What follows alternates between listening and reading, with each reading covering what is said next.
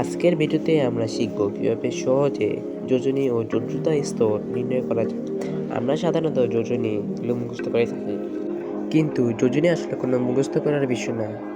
তাই আমরা যদি যোজনী ও যোজ্যতা বের করার নিয়ম জেনে যাই, তাহলে আমরা খুব সহজেই যে কোনো মূল্যে যোজনী ও যোজ্যতা বের করতে পারবো। তাহলে চলো আমরা শুরু করি। যদি আমরা বলতে চাই যোজনী আসলে কি, কোনো ঘটনার সময় কোনো মৌলের একটি পরমাণুর সাথে অপর একটি পরমাণু যুক্ত হওয়ার ক্ষমতাকে যোজনী বলে। এবার আমরা শিখব কিভাবে যোজনী এবং যোজ্যতা স্তর নির্ণয় করতে হয়। আমরা খুব সহজে ইলেকট্রন বিন্যাসের মাধ্যমে যে কোনো মৌলের যোজনী নির্ণয় করতে পারব। ম্যাগনেসিয়ামের পারমাণবিক সংখ্যা 12। যদি আমরা খেয়াল করে থাকি, তাহলে দেখব যে ম্যাগনেসিয়ামের শেষ কক্ষপথে 2টি ইলেকট্রন রয়েছে, অর্থাৎ তার যোজনী 2, এবং যোজ্যতা হলো তার শেষ কক্ষপথ, অর্থাৎ তার যোজ্যতা স্তর হলো 3। এভাবে আমরা যে কোনো মৌলের যোজনী ও যোজ্যতা স্তর বের করতে পারব।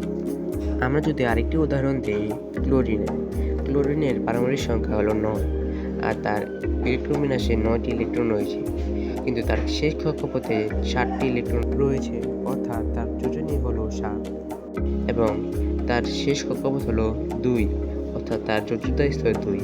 এভাবে আমরা যে কোনো মৌলের যোজনী এবং যোজ্যতা নির্ণয় করব।